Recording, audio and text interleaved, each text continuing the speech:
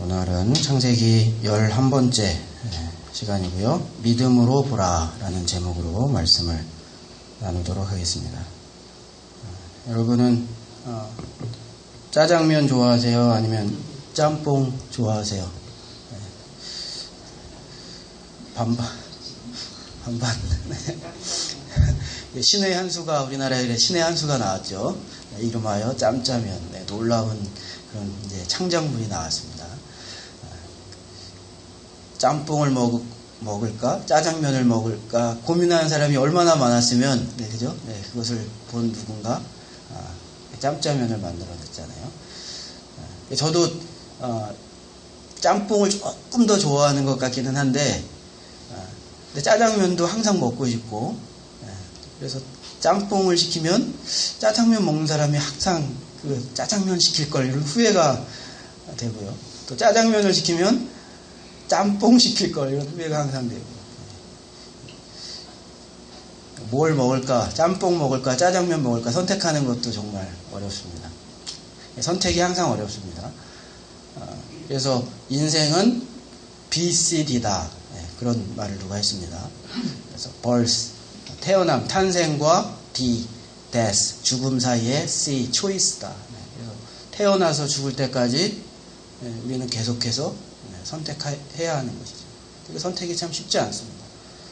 또 짬뽕, 짜장 정도의 선택은 뭐 조금 잘못 선택해도 큰 문제가 없지만 정말 우리의 인생의 길을 완전히 바꾸어 버리는 그런 정말 중요한 선택도 사실 우리의 인생에는 빈번하게 굉장히 많이 일어납니다. 그래서 오늘 말씀이 바로 그 선택에 관련된 그런 내용입니다.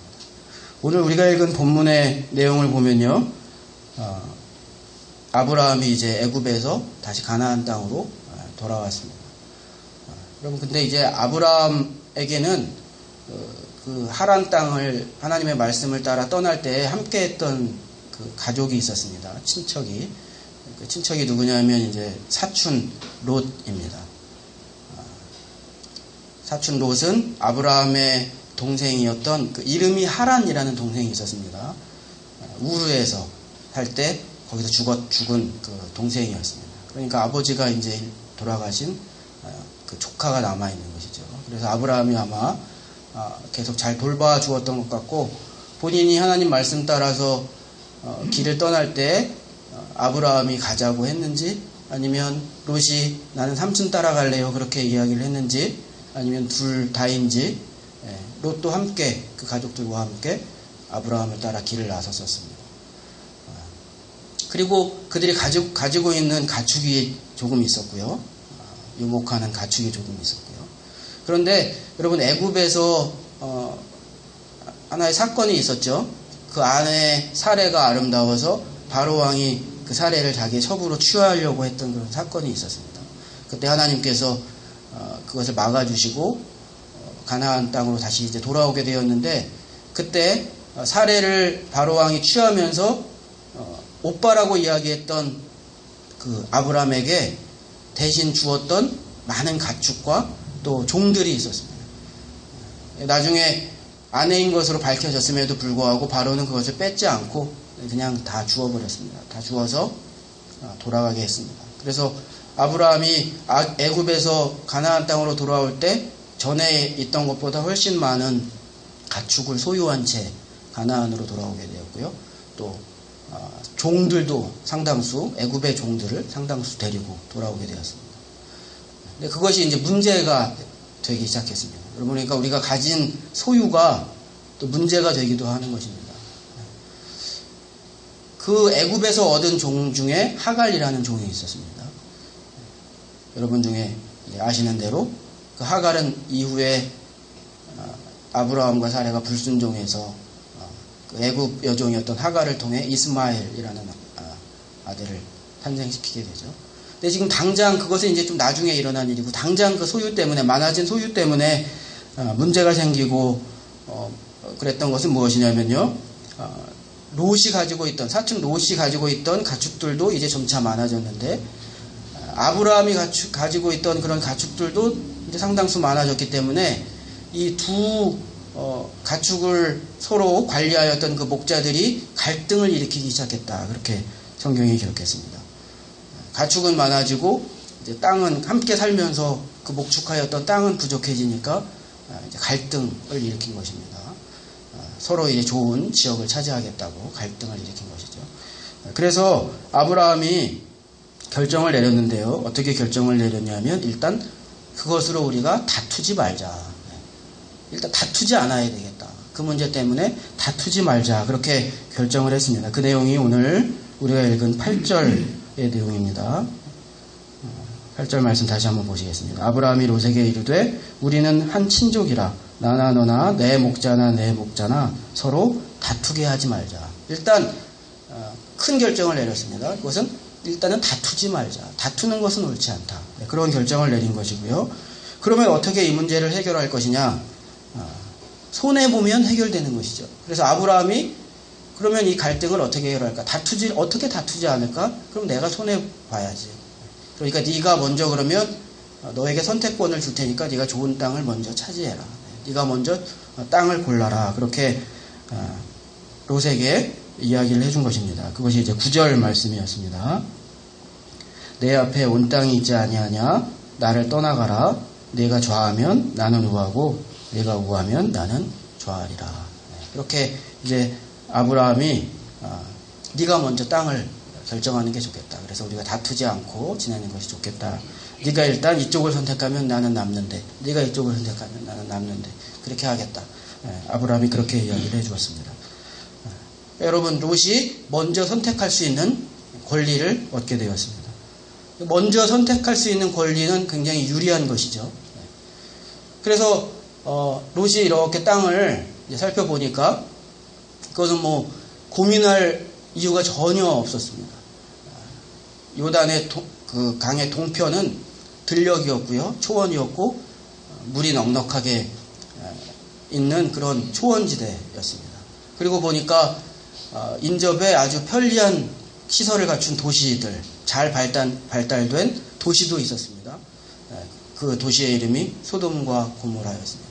당시에 아주 잘 개발되고 발달된 도시도 근처에 있고 또 물도 넉넉하게 나고 잘 초원이 발달해 있으니까 뭐 하나님과의 관계나 이런 것들에 대하여서 아브라함과 같지 않았던 롯의 입장에서는 뭐 고려할 것이 하나도 없고요, 갈등할 것이 하나도 없고 고민할 것이 하나도 없고 당연히 저 요단 들녘을 내가 차지해야 되겠다, 저 땅을 내가 선택해야 되겠다, 그렇게 당연히 선택을 한 것입니다. 보이는 것에 선택의 근거를 두고 그것에 대한 판단을 하여 인생의 중요한 선택을 롯이 이제 한 것입니다. 10절 말씀이 그 말씀입니다. 이에 롯이 눈을 들어 요단 지역을 바라본즉 소알까지 온 땅에 물이 넉넉하니 여호와께서 소돔과 고모라를 멸하시기 전이었으므로 여호와의 동산 같고 애굽 땅과 같았더라. 그러니까 너무 좋은 입지였던 것이죠. 살기 너무 좋은 지역이었던 것입니다. 누가 봐도 야 여기 살고 싶다. 잘 모르는 사람이 봐도 그런 곳이 바로 그 요단 동편의 그 들녘이었던 것입니다. 그런데 눈에 보이지 않는 함정이 사실은 거기에 있었습니다. 그 문제가 무엇이었냐면요, 소돔과 고모라라는 이 도시는 정말 잘 발달되고 기반이 잘 된 좋은 도시였지만 그러나 성경이 오늘 말하는 것을 보면요, 거기 안에는 그 안에는 죄가 많았다. 그러니까 소돔과 고모라는 아주 잘 개발된, 사람이 어떻게 보면은 잘 살 수 있는 발달된 도시였지만 죄가 그 안에 많이 있었던 죄가 큰 도시였다. 그것이 성경이 이야기하고 있는 것입니다. 13절의 말씀을 여러분 한번 보시겠습니다. 소돔 사람은 여호와 앞에 악하며 큰 죄인이었더라. 그렇게 성경이 기록하고 있는 것입니다. 그러니까 겉으로 볼 때는 그 도시가 화려하고 잘 되어 있고 너무 편리해 보이는 것이죠. 그러나 그 내면에는 그 도시의 바닥에는 죄가 가득하였다. 특별히 성적인 죄가 가득하였습니다. 이 이후에 창세기의 내용을 읽다 보면 그곳에 성적인 어떤 그와 같은 죄들, 특별히 동성애의 문제들 이런 것들이 가득하였다는 것을 성경이 또 기록하고 있는 것을 보게 되어집니다. 어떻게 보면은 여러분 우리 인간 사회에서 자연스러운 흐름인 것 같아요. 풍요로워지고 넉넉해지고 물질이 이제 많아지면 사람들이 처음에는 그런 것으로 만족을 누리다가 거기에 만족하지 못하게 됩니다. 어떤 그냥 잘 먹는 것, 좋은 집에 사는 것, 처음에는 그것만으로 행복해하다가 그것으로는 만족을 못하는 거예요. 즐거움을 그것으로 다 만족을 못하는 것이. 그러니까 성적인 어떤 그런 유흥으로 들어가게 되어지는 것이죠. 로마 시대에도 팍스 로마나 시대가 되고 정말로 그 모든 것들이 다 풍성했을 때 성적인 범죄가 성적인 어떤 그런 문란함이나 그런 것들이 동성애까지 다 일어나게 되는 것이 역사의 기록이고요.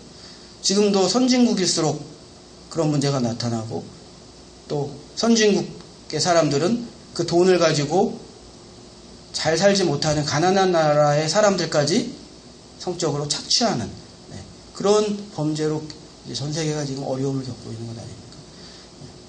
이런 문제가 소돔과 고모라에 있었던 것이고요. 우리나라도 그런 문제들이 많이 있는 것입니다. 특별히 동성애 문제 때문에 우리가 어려움을 많이 겪고 있습니다. 지금 이제 국회에서는 차별금지법을 이제 제정하려고 하고 있고, 우리 기독교계나 뭐 천주교계나 종교계에서는 또 일반적인 또 많은 분들이 그것을 반대하고 있습니다. 근데 이름을 차별금지법이라고 붙여서 실제적으로 다른 여러 가지 약자들을 보호하는 법처럼 보이지만 사실은 그 안에 가장 중요한 내용은 동성애 결혼을 허용하고 동성애자들의 권리를 법적으로 확보해 주려는 것이 차별금지법의 우리가 바라보는 문제인 것이죠. 장애인들이나 미혼모들이나 다른 여러 가지 약자들은 사실 법적으로 보호할 근거들이 이미 다 개별적으로 마련되어 있는데, 근데 동성애자 보호법 이런 거는 개별적으로 사실 만들 수가 없어요. 아직 우리나라 정서상 동성애자 보호법 그러면은 딱 듣기에도 이것은 아닌 것 같다 이렇게 사람들이 생각하기 때문에 그것은 만들 수가 없어요. 그러니까 이미 장애인 차별 금지나 뭐 여성 차별 금지나 그런 것들은 다 개별적으로 만들어져 있음에도 불구하고 그것을 한꺼번에 묶어서 포괄적인 차별금지법이라고 만들고 그 안에 이제 동성애자도 집어넣게 되는 것이죠. 그 법이 만들어지게 되면 만약에 동성애에 대해 반대하고 그것을 차별하는 어떤 그런 이야기, 그 목적이 어떤 것이든 간에 그렇게 이야기하게 되면 처벌을 받게 되는 것이죠. 그러니까 좀 어려워지는 거죠. 지금 선진국들이 그런 법을 채택한 선진국들이 또 후회하기도 하고 어려움을 겪기도 하고 있는 거죠. 그러니까 이 소돔과 고모라도 그런 성적인 죄가 가득한 그런 도시였다는 것을 성경이 지적하고 있는 것입니다. 그러니까 롯은 당장 현실적으로 나에게 유익을 주는 것 그것만 판단했지 영적으로 이 선택이 나에게 신앙적으로나 영적으로 어떻게 나에게 영향을 줄까에 대해서는 전혀 고민한 것이 아닙니다. 어떤 선택을 할 때, 어떤 판단을 할 때 이것이 현실적으로 나에게 어떤 유익과 유리함을 줄 것인가만 생각을 했지 혹시 내가 그런 선택을 함으로써 이후에 나에게 신앙적으로나 영적으로 어떤 혹시 영향을 줄 수 있지 않을까. 그것에 대하여 롯은 전혀 고민하지 않고 고려하지 않고 그 요단 들녘을 선택했다는 것입니다. 롯이 죄를 짓기 위해서 그 땅을 선택한 것은 아니었을 것입니다. 그리고 처음부터 나도 그러면 저 사람들과 함께 죄를 지어야 되겠다. 그런 생각을 하지도 않았을 것입니다. 그러나 여러분 점차 그 오염 속으로 같이 나도 오염되어 가는 것입니다. 그 환경을 선택할 때 그런 것을 선택할 때 어떻게 보면 절반은 죄에 대해 마음이 열린 마음이 되는 것입니다. 제가 고민을 한번 해봤습니다. 설교를 준비하면서 그 마음에 대해서 고민을 해봤습니다. 잘못될 수 있다는 상황을 조금 인지하면서도 우리는 그 선택을 할 때가 있습니다. 나는 괜찮을 거야. 내가 내 마음을 잘 지키면 되지.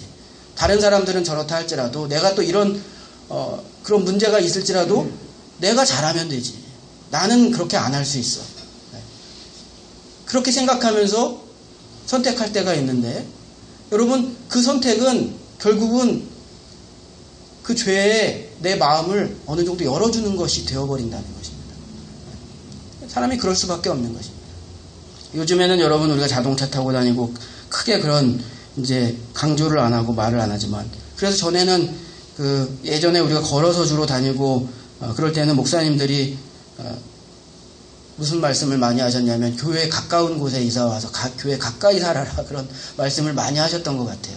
네.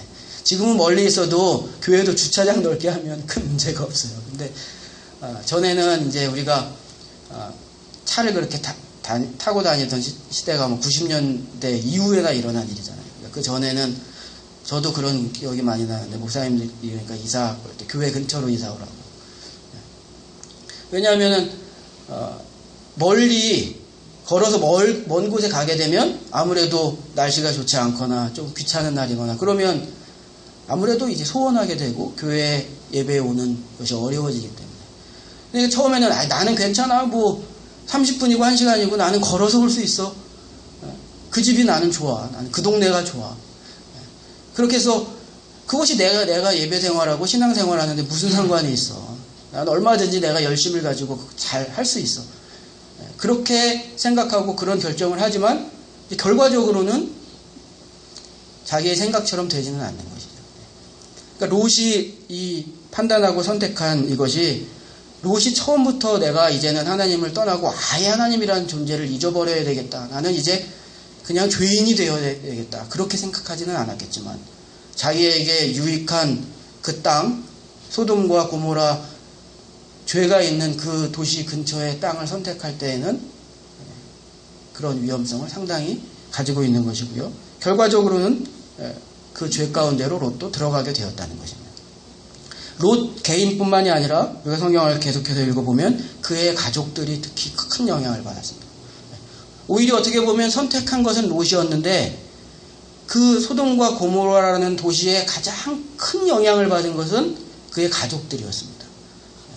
롯의 아내가 굉장히 큰 영향을 받았고요. 그 다음에 롯의 두 딸이 굉장히 중대한 영향을 그 소돔과 고모라의 문화로부터 받게 되었습니다. 아마도 이 엄마하고 두 딸이 아주 재미나게 소돔과 고모라에서 지냈던 것 같습니다. 야, 우리가 이렇게 보니까 좋은 것들이 많이 있구나.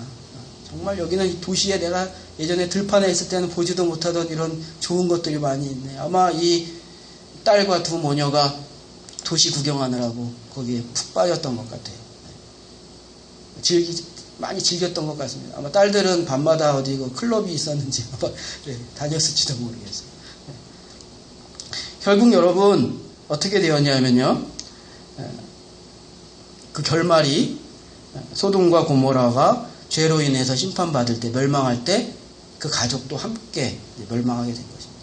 그러니까 롯의 이 선택, 단순히 이것이 나에게 유익하겠다, 유리하겠다, 현실적으로 지금.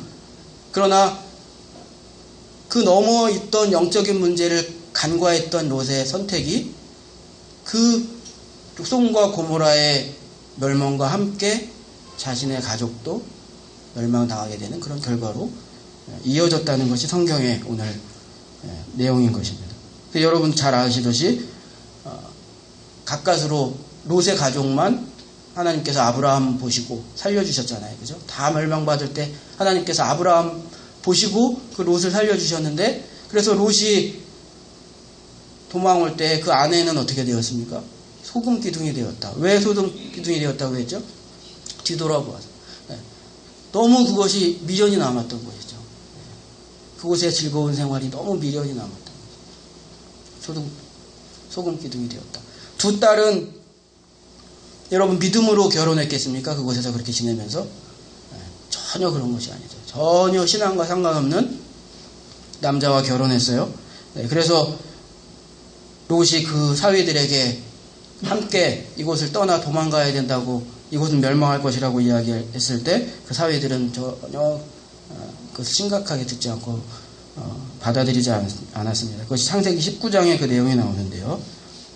창세기 19장 14절에 보면 롯이 나가서 그 딸들과 정혼한 사위들에게 고하여 이르되 여호와께서 이 성을 멸하실 터이니 너희는 일어나 이곳에서 떠나라 하되 그 사위들이 농담으로 여겼더라. 이렇게 그리고 여러분 그 두 딸 가까스로 그 두 딸을 데리고 이제 소돔과 고모라를 탈출하였는데 이 딸들의 이 가치관이나 생각이 이거는 뭐 이제 엉망이 되어 있는 거예요. 그래서 롯과 두 딸이 한 굴로 숨지 않았습니까? 도망가지 않았습니까? 그때 이 두 딸 어떤 궁리를 하냐면요. 야, 이제 우리가 여기서 아버지하고 우리 두 딸밖에 남지 않았는데 그럼 우리 집안은 이제 대가 끊기고 끝이야? 그것은 안 되지. 그러니까 우리가 아버지에게 술 마시게 하고 너하고 언니가 너하고 나하고 차례로 아버지와 관계를 맺어서 우리가 아이를 낳아서 우리 이 대를 잇도록 하자. 이런 말도 안 되는 여러분 가치관의 이 딸들이 된 것입니다. 그래서 그것을 실행하죠. 그래서 큰딸이 모압이라는 아들을 낳았습니다. 그 아들이 모압 족속의 조상이 되었습니다. 둘째 딸이 또 아이를 낳아서 베남미라는 아이를 낳았습니다. 그 아들이 암몬 족속의 조상이 되었습니다. 여러분 이런 결과를 결국 시발한 것이 시작한 것이 무엇이었냐면 롯이 간단하게 판단해서 선택한 그것이 이 가족의 이와 같은 비극으로 여러분 결말되게 된 것입니다. 반면에 여러분 아브라함의 이야기를 보면 아브라함은 롯이 동쪽 그 들판을 선택했기 때문에 아브라함은 남아있는 반대쪽 서쪽에 있는 헤브론 산지로 이동했습니다. 헤브론 산지는 지금의 유다 광야 지역입니다. 그곳에 이제 아브라함은 남게 되었습니다. 이동하게 되었습니다. 아브라함의 마음을 여러분 한번 생각해 보면 그때 아브라함의 마음이 쓸쓸했을 것 같습니다. 산밖에 없는 그 광야지대 아주 척박한 그 땅에 이제 아브라함은 그 땅에 가게 되었는데 걱정도 일부 있었을 것이라고 생각이 됩니다. 과연 이런 땅에서 내가 잘 살 수 있을까? 잘 해낼 수 있을까? 아마 그런 고민도 아브라함에게 있었을 것입니다. 여러분 그런데 그때 하나님께서 그때 사람을 만나 주시는 것입니다. 내 현실적인 이익에 따라 그곳에서 잘 될 것이라고 가가지고 거기서 막 즐겁게 지내고 있을 때 그때 하나님을 만날 수가 없어요. 그런데 그렇지 않을 때 하나님께서 그 사람을 찾아오시는 것입니다. 그래서 오늘 성경의 내용을 쭉 보면 14절부터 17절까지 하나님께서 아브라함에게 찾아오셔서 말씀해 주시고 약속해 주시고 위로해 주시고 잘했다 잘했다 걱정하지 마 잘했어 잘 결정했어 잘한 거야 여기 온 거 잘한 거야 하나님께서 그렇게 해주시는 것이죠. 두려워하지 마라.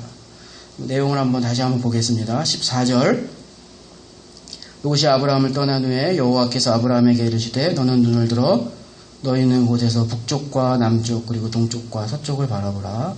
15절에 보이는 땅을 내가 너와 네 자손에게 주리니 영원히 이르리라. 16절 내가 네 자손이 땅에 티끌 같게 하리니 사람이 명에 땅에 티끌을 능히 셀 수 있을진데 내 자손도 세리라. 17절 너는 일어나 그 땅을 종과 횡으로 두고 다녀보라. 내가 그것을 내게 주리라. 하나님께서 아브라함에게 귀한 약속의 말씀을 여러분 이때 해주신 것을 우리가 알 수가 있는 것입니다. 여러분 선택의 시점을 우리가 한번 생각해 보면 그 선택했을 그 이 시점에 롯은 현실적인 눈으로 바라보면 롯의 미래는 밝아 보였습니다. 좋은 땅을 차지했기 때문에 전망이 좋아 보였습니다. 아마 그 딸들은 이제 아주 세련됐을 것 같아요. 그 도시에서 잘 지내면서 좋은 옷 사입고 좋은 문화를 즐기면서 딸들은 아주 세련되고 자신감이 넘쳤을 것 같습니다. 근데 여러분 반대로 이 시점에서 바라보면 아브라함은 자연인이죠. 자연인. 나는 자연인이다. 산속에서 전혀 문명이 없고 그런 산속에서 아브라함은 있는 거예요. 그러니까 롯이 아브라함을 가끔 만난다면 제 생각에 롯이 아브라함 앞에서 굉장히 의기양양했을 것 같아요. 왜냐, 나는 이렇게 잘 나가고 있는데, 나는 이렇게 좋은 데서 잘 나가고 있고, 이렇게 아이들 이렇게 좋은 도시에서 이 문화를 누리게 하면서 행복하게 살고 있는데, 이 삼촌은 참 내가 좋아하는 삼촌이긴 한데 이 산에서 지금 뭐 하고 있는 거야. 아마 이 젊은 롯이 나이든 아브라함에게 제가 이렇게 한번 상상력을 발동해 보면 그런 잔소리나 이야기를 많이 했을 것 같아요. 그죠? 네. 이 젊은 사람들이 이 연세 드신 분들한테 그런 잔소리 많이 하잖아요. 세상이 얼마나 바뀌었는데 세상이지. 요즘에 누가 그죠? 자식들이 엄마, 아빠 요즘에 누가 그래. 그죠? 네. 세상이 이렇게 바뀌었는데 엄마 아빠는 바보같이 그것도 모르고 네. 그런 이야기들 많이 하잖아요. 뭐 그 중에 맞는 이야기도 있지만. 그러나 아마 이 롯이 그런 이야기 많이 했을 것 같아요. 삼촌 지금 여기서 지금 이러면 안 돼요. 삼촌도 빨리 이쪽으로 내가 있는 곳으로 빨리 옮길 준비하세요. 여기 산에서 언제까지 이렇게 믿음으로만 산다는 게 믿음은 믿음이고 삼촌. 또 경제는 경제죠. 먹고 사는 건 먹고 사는 거고 일하는 건 일하는 거고 자녀 거기서 교육시키고 그러는 건 교육시키는 거지. 삼촌 지금 무슨 생각하고 있는 거세요? 아마 제 생각에 제가 이렇게 가만히 생각해 보면 틀림없이 롯이 그런 이야기를 여기 삼촌인 아브라함에게 여러분 의기양양해서 자주 하지 않았을까. 여러분 그런 생각을 해봅니다. 그러나 여러분 성경이 이야기하고 있는 그 선택으로 인한 결과는 그 반대로 나타났다는 것을 성경이 우리에게 보여주고 있는 것입니다. 여러분 그러므로 오늘 우리가 선택에 대해서 이야기하면서 우리가 항상 해나가야 하는 선택에 대해서 하나님의 말씀을 통해서 우리가 살펴보면서 성경이 우리에게 이야기해 주는 것은 무엇이냐면요. 보이는 대로 현실적인 이익을 따라 선택하면 위험하다는 것입니다. 하나님의 말씀을 따라가야 한다는 것을 보여주고 있는 것입니다. 멋있다고 그렇게 하면 안 된다는 것입니다. 맛있어 보인다고 먹어서는 안 된다는 것입니다. 선악과가 맛있어 보인다고 그것을 먹어서는 안 돼요.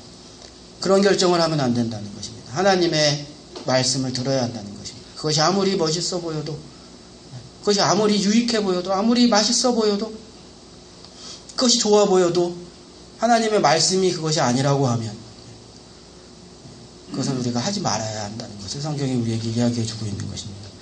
여러분 이 잘못된 판단에 대해서 성경이 극명하게 보여주는 예가 민수기 13장에 나오는 가나안 정탐 사건입니다.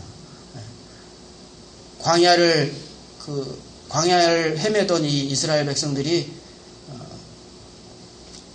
이 12지파의 리더들을 선발해서 그 12명이 가나안 땅을 정탐한 일이 있었습니다.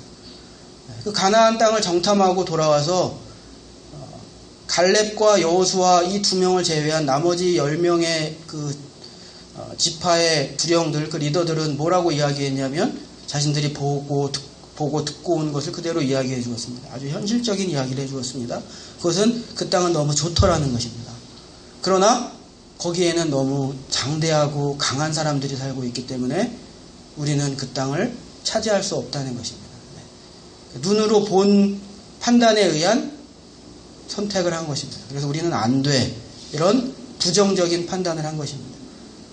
여호수아와 갈렙만이 그 사람들이 그렇지만 하나님의 말씀이 우리에게 있기 때문에 그들은 우리의 밥이 될 것이다. 이렇게 선택하고 결정한 것입니다. 그러니까 여러분 현실적인 판단으로 우리가 눈으로 본 것에 의하여 우리의 이익에 따라 현실적인 판단을 하고 선택을 하면 그 선택과 판단은 자연스럽게 그것은 불신앙적인 판단이 될 수밖에 없는 것입니다. 현실적인 선택은 불신앙적인 선택이 될 수밖에 없는 것입니다. 눈으로 보는 건 그런 것이에요. 우리는 현실적인 것으로만 판단하고 선택해서는 안 되고 그 너머를 보아야 합니다. 그 밑에 어떤 것이 있는지, 그 아래에 어떤 것이 있는지를 보아야 합니다. 그 이유를 보아야 합니다.